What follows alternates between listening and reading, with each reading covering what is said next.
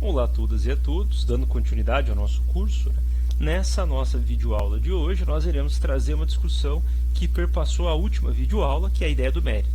Vimos na última videoaula que o mérito ele pode ser enxergado de duas formas. Aqueles que defendem o mérito, que consideram que a igualdade de oportunidades é o que vale, ou seja, todos podem se candidatar a uma vaga no vestibular, e quem passou é quem tem mérito, não importa as condições históricas, sociais, econômicas das pessoas. E a outra visão que vai dizer não. Não necessariamente quem passou teve mais mérito. Até porque a gente tem que olhar em que posição cada pessoa está se disputando para determinada vaga. Quais são as variáveis econômicas, sociais, culturais que essas pessoas têm de histórico para disputar uma mesma vaga? Será que todos partiram da mesma posição?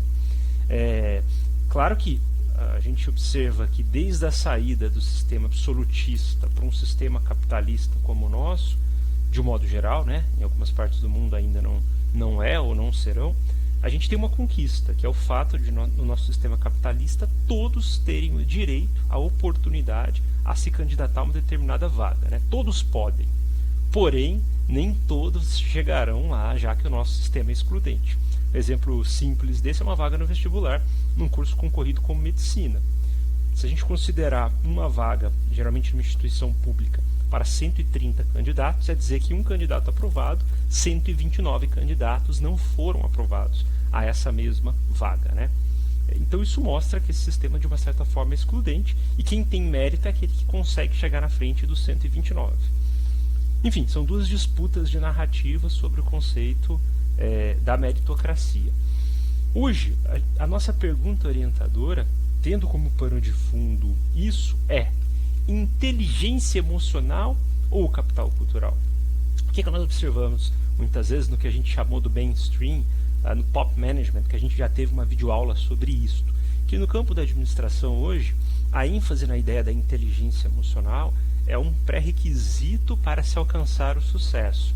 Ou seja, o que eu preciso para ter o sucesso? Eu preciso ter uma inteligência emocional, eu preciso trabalhar a minha inteligência emocional, que nós veremos agora nesses próximos minutos.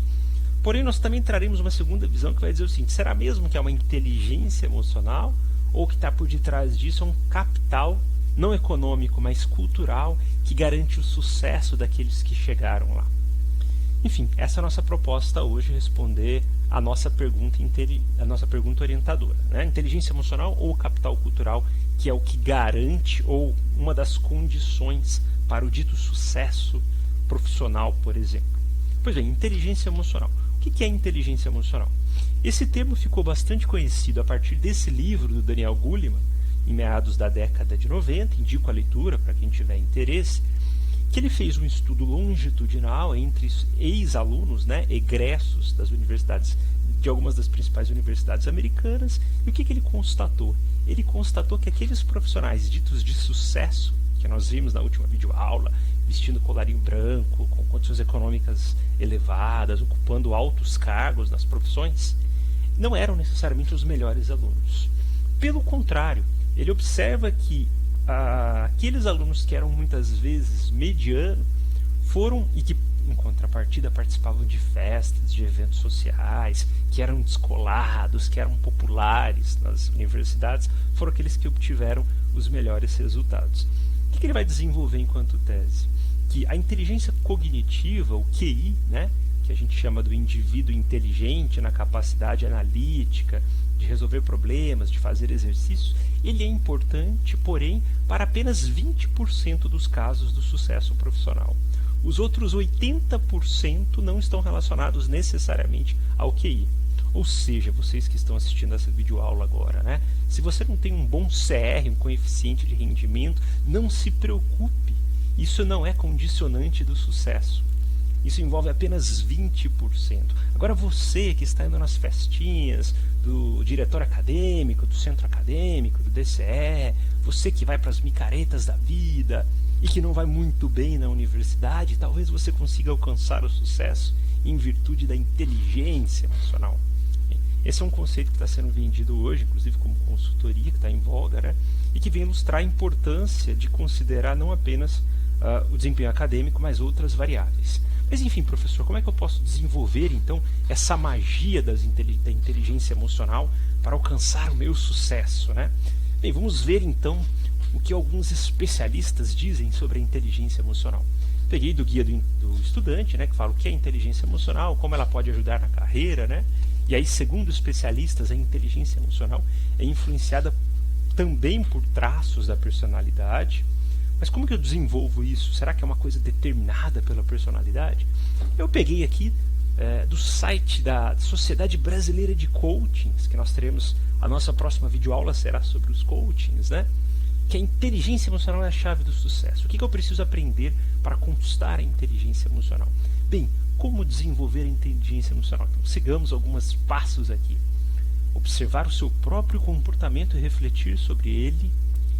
Encontre maneiras de dominar as suas emoções. Exercícios de autorrespiração podem ajudar.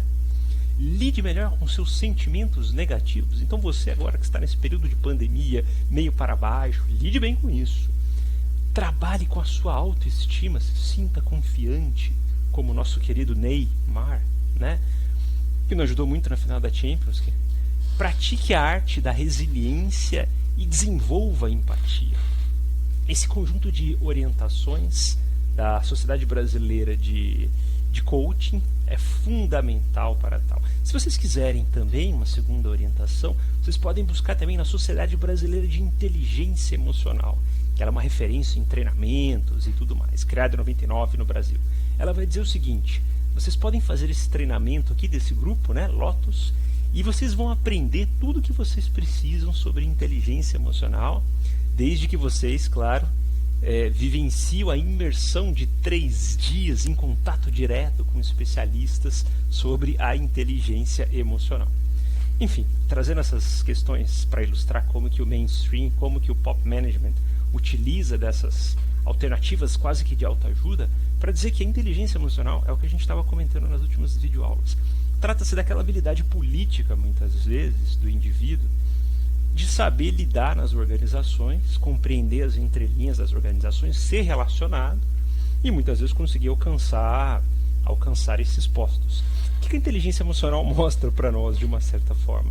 Que se a gente considerar a meritocracia como aquele conjunto de habilidades e esforços a partir dos conhecimentos técnicos, a inteligência emocional, se a gente pode dizer que é uma forma de meritocracia, mas ela está além disso, porque ela mostra aquelas dimensões emocionais que nem sempre aqueles que tiveram os melhores desempenhos alcançam os melhores postos. Ou seja, de uma certa forma, ela vem refutar essa ideia da meritocracia a partir do esforço, unicamente, né, a partir do esforço e do trabalho, já que ela ilustra essas dimensões políticas que definem o dito sucesso profissional. Ou seja, aquele sujeito hábil, que não necessariamente é o mais eficiente em termos técnicos de uma organização, ele pode chegar lá por ser um sujeito político, por ter contato, por ter influência e por ter redes e tudo mais. Por isso a importância de se trabalhar com a inteligência emocional e fazer esses cursos, claro, que nós estamos apresentando aqui. Porém, numa visão heterodoxa, a gente pode encontrar uma crítica a essa ideia da inteligência emocional, que vai dizer o seguinte: não é bem assim. A gente não é uma questão de inteligência emocional, mas é uma questão de capital cultural, né? Capital cultural / capital social, que vai determinar que essas pessoas, que geralmente são as que fazem farra, que não tiram as melhores notas nas universidades, ocupem os melhores postos no ambiente de trabalho. Por quê? Porque é uma dimensão de capital ilustrada, por exemplo, nessa charge aqui, tá? Aqui a gente tem uma imagem de fundo, né, do dito jogo banco imobiliário ou monopólio, né? E a figura desse filósofo, sociólogo, na verdade, francês, Pierre Bourdieu, que ele vai dizer o seguinte: a sociedade se move por 3 formas de capital. O capital econômico, que é a grana, né, que é o dinheiro, que é o acesso ao crédito. O capital cultural, que trata-se muitas vezes da abacagem da educação formal e informal, e o capital social, que trata-se das redes de contatos, do network. Essas 3 dimensões, que a gente pode até interpretar como inteligência emocional, elas muitas vezes são herdadas e, claro, são cultivadas, e que são decisivas no mercado de trabalho. Então, por exemplo, do ponto de vista prático, esse semestre eu estou ofertando uma disciplina de administração à distância, provavelmente teremos aí uns 120 alunos. Desses 120 alunos, nós temos realidades completamente diferentes.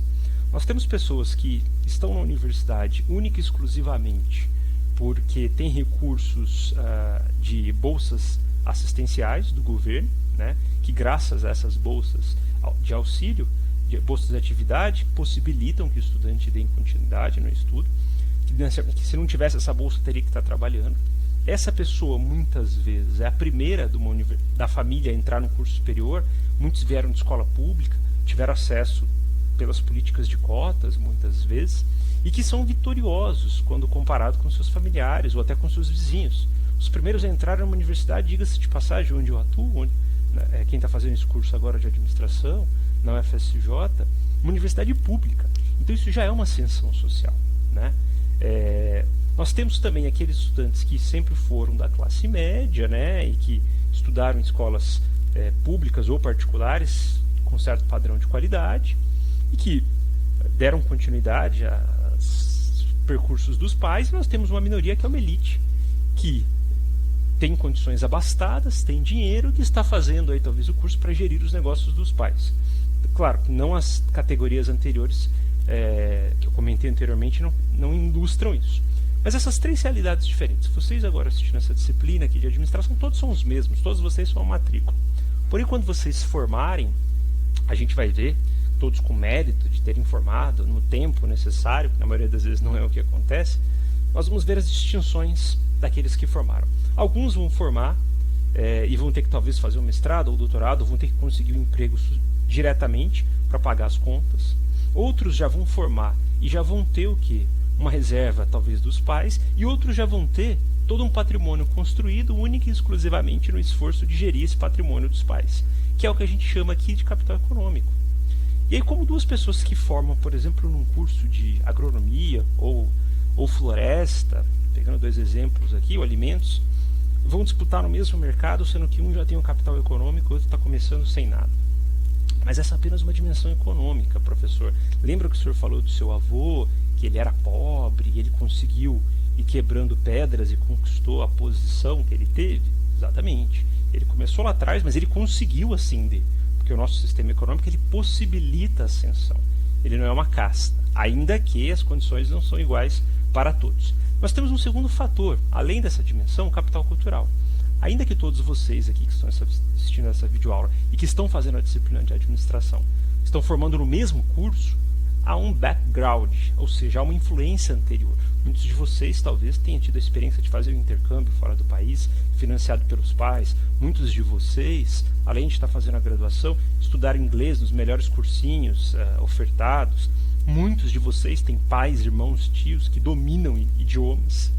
E que isso não é uma disciplina, inglês não é uma disciplina no nosso curso, né? E que já traz esse capital cultural, né? Sem considerar as questões da própria linguagem de algumas famílias que vieram de uma elite e que passa essa linguagem, muitas vezes informal, no próprio convívio social. A experiência cultural, muitos de vocês podem viajar, já viajaram para fora, outros ainda não tiveram nem oportunidade de sair do estado, né? Então essa é uma diferença cultural. E temos ainda a diferença social. Alguns de vocês têm amizade diretamente, talvez com a família do prefeito de uma cidade, do vereador.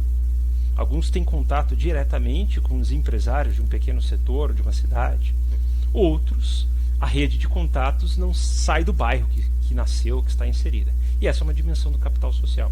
Todos vocês estarão inseridos no mesmo mercado, porém herdando capitais diferentes. Alguns com uma rede de contatos muito grande, com uma empresa pronta para ser gerida e com conhecimento extra-classe, porque vem de uma família e que possibilita outros processos de aprendizado.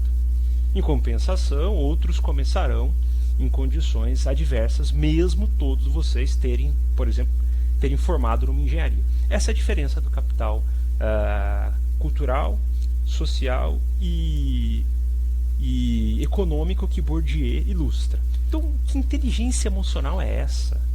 Já que a gente está falando que essas pessoas já trazem uma habilidade dentro do ambiente familiar, de lidar, de negociar, de conversar. É essa questão que o Pierre Bourdieu vem dizer que é o que sustenta muitas vezes essas pessoas nesses postos superiores. E não necessariamente uma inteligência emocional. Vejamos essa matéria que eu trouxe aqui da revista Carta Capital, essa matéria do ano de 2016, que ela ilustra um estudo de dois economistas, Barroni e Mossetti, né?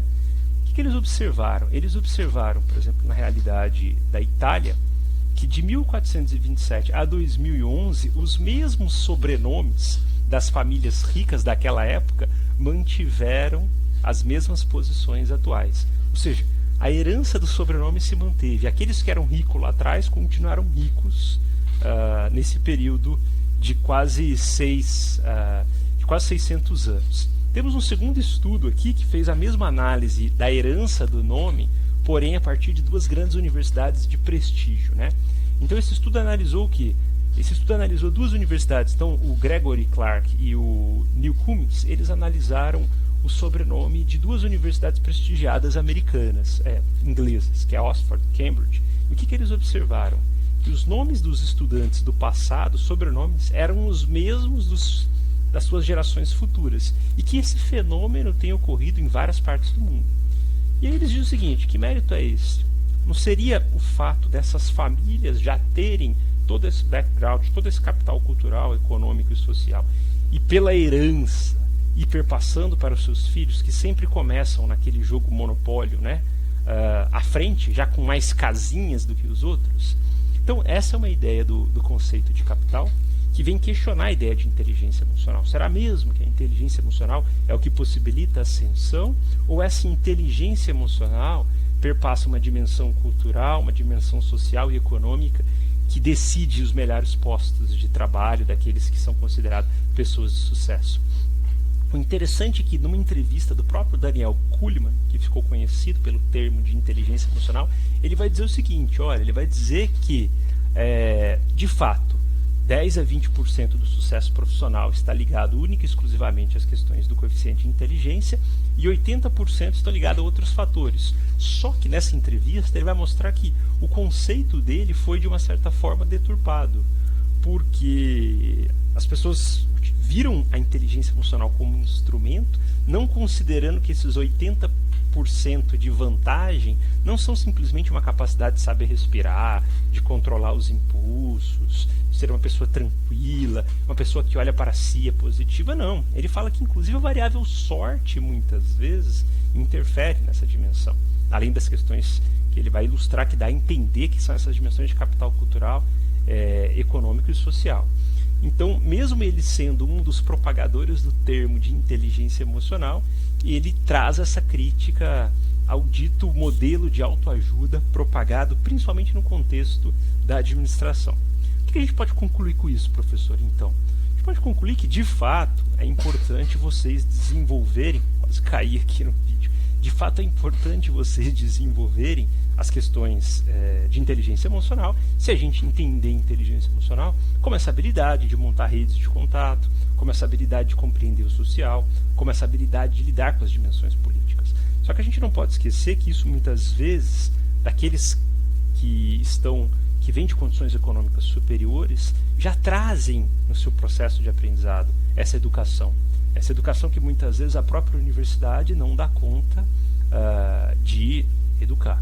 Então aqueles que estão lá atrás, que estão em desvantagem, se dediquem à constituição de redes, sem dúvidas, se dediquem às questões políticas, que isso é um diferencial, né, muitas vezes. Mas não esqueçam que o capital, que a ideia de inteligência emocional, numa visão ortodoxa, ela já faz parte de uma herança herdada e que coloca muitas vezes pessoas em posições diferentes nessa hierarquia social para as mesmas vagas.